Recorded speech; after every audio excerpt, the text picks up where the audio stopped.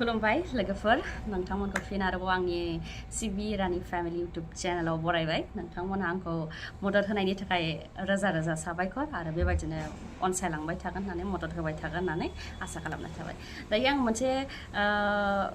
challenge बायदि होदोंमोन आरोखि ना फार्स्टआवनो आङो मोनसे रादाय चेलेन्ज होनो ना रादाय होनो आंनि फारसेनिफ्राय बे मोनसे रादाय होदोंमोन आरोखि ना जितु बै आंनि एसबि बड' निउज इउट्यूब चेनेला 5 बोसोर जानो थांगासिनो दङ बे मासावनो 5 बोसोर कमप्लिट जागोन आरोखि ना ओमफ्राय आङो होनदोंमोन आरो नैबे आंनि सिबि रानि फेमिलि इउट्यूब चेनेला गोदान इउट्यूब चेनेला जुदि 5000 साबस्क्राइबार जायोबा 5000 साबस्क्राइबार जायोबा बै मोनसे इउट्यूब चेनेलाव एसबि बड' निउज इउट्यूब चेनेलाव आं बेसेबां रां आर्जिनो हाखो बेखौ आङो नोंथांमोननो खोन्थागोन होननानैहाय आङो मोनसे रादाय बायदि होदोंमोन आरोखि ना बे हिसाबैनो आङो बे भिडिअखौ दिनै लाबोदों आरोखि बिराद गरम लोगोफोर ओमफ्राय जितु रादाय होदों रादायखौथ' मावफुंखानांसिगोन नोंथांमोना बिराद फास्ट आंखौ मदद होबाय बिराद फास्ट आंखौ सापर्ट होबाय 5000 माला माला जाखो आं आन्दाजखौनो मोनासै दाथ' 5000 5000नि आरो बारा जाबावबाय बेखायनो आङो गासिखौबो खोन्थाजोबाबाबो एसे खोन्थानोसै आरो आं गासैखौबो खोन्थाजोबगौमोन बेसेबां रां आर्जिखो आरो इउट्यूबाव माबोरै आं बेबायदि फैखो बबे समाव आं माबायदि जाबोनाय माबोरै खालामबोनाय इउट्यूबनि आं गासै जार्निखौनो आङो नोंथांमोननो मोजाङैहाय फोरमायनो बिदि होननानै आङो सानदोंमोन आरोखि ना माबायदि आं आर्निं खालामबोनो हादों बबे समाव माबायदि प्रब्लेमजों फेस जाबोदों माने मा उसुबिदा जाबोदों माबायदि उसुबिदाफोरखौ बारग'बोदों बेफोरखौ आं गासैबो माने बे 5 बोसोराव आंनि इउट्यूबाव मा जाबोखो इउट्यूब खुलिनायनिफ्राय दासिम आंनि जिउआव मा जाबोखो बेसेबां रां मोनखो बबे मासाव बेसेबां मोनदों मोनाखै बेफोरखौ आङो गासैबो डिटेल्सआव खोन्थानो होननानै आङो सानदोंमोन आरोखि ना मात्र मोनसे उसुबिदा फैदों बे उसुबिदायानो जाहैबाय आङो गोसोआव आंहाबो मोनसे हास्थायनाय दं आरोखि ना जे सिबि रानि आंनि फेमिलि इउट्यूब चेनेल गोदान बेयाव आङो मनेटाइजेसन अन जानायखौ आङो नेनानै दंमोन आरोखि ना बे मनेटाइजेसन अन जाबाथाय आङो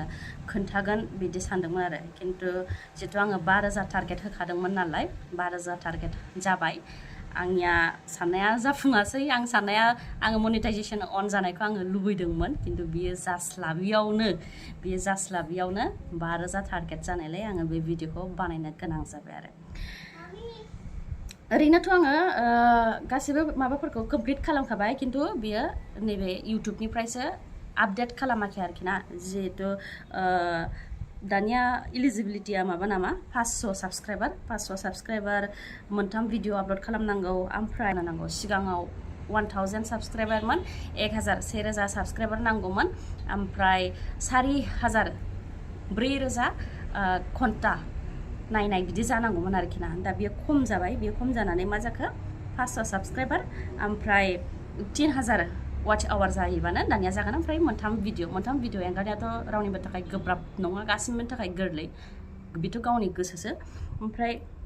आंना वाच आवारा नायनि र' क्रमाव दसे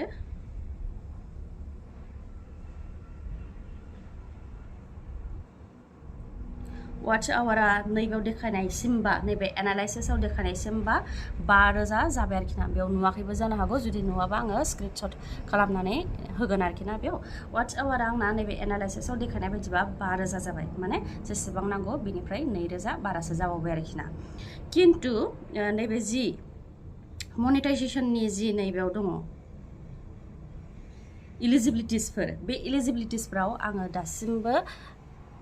बिसिनि मथेबा आंनिया दासिमबो जेबो आवार जायाखै जिर'यैनो दंथ'यो आरो दस्राफ्रा जाजोब्बाय बे 500 साबस्क्राइबार 500 साबस्क्राइबार नांगौ होननाया बे जाबाय मोनथाम भिडिअ बे कमप्लिट जाबाय खिन्थु जि 3000 नायनाय आवार जानांगौ होननाय बियो दासिमबो आंना नैबे मनेटाइजेसननि बेयाव आपडेट जाफैयाखै जायनि थाखाय आङो मनेटाइजेसनखौ एप्लाइ खालामनो हाथ'वा आङो दहाय मेसेजबो हरदोंमोन ओमफ्राय मेसेज हरनायाव आंखौ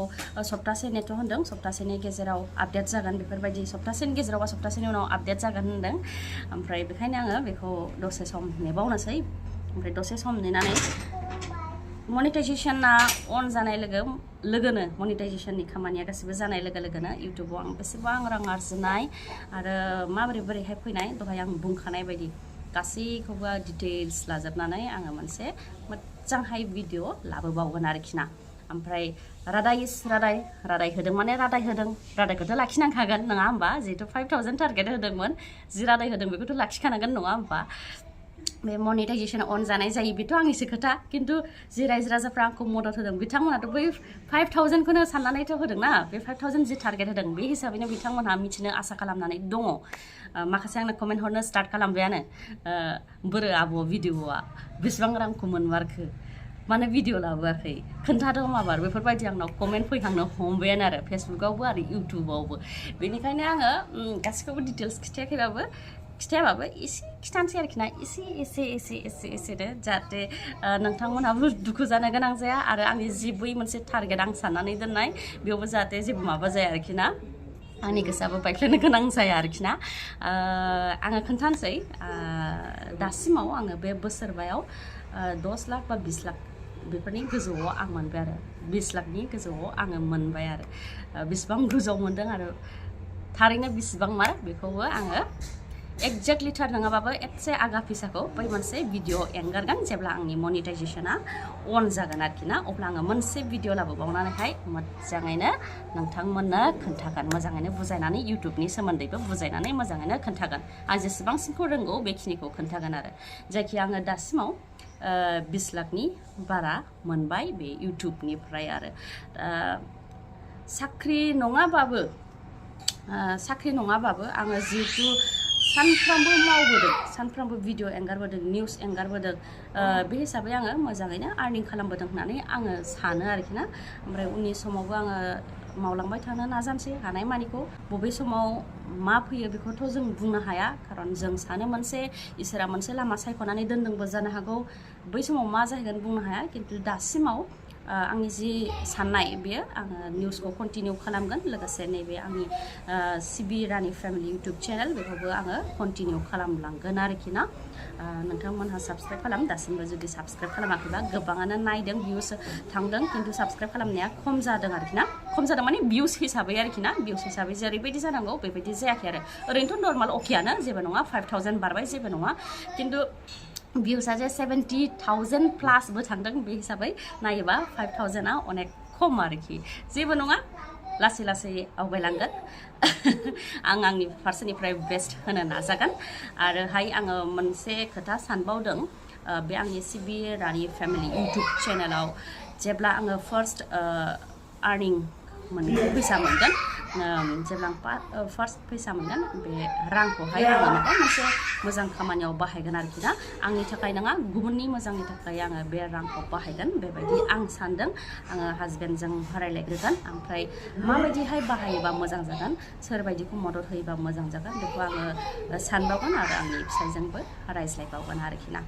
दिनैनि भिडिअखौ नोंथांमोनहा नायनायनि थाखाय नोंथांमोननिसिम रोजा रोजा खुलुमनायखौ जासिहरबाय आरो आङो जोबोद गोजोननाय मोनदों आरोबाव नैथि चेनेल खुलिनायाव आङो बेसेबां फैनो हानानै आङो जोबोद गोजोननाय मोनदों उननि समावबो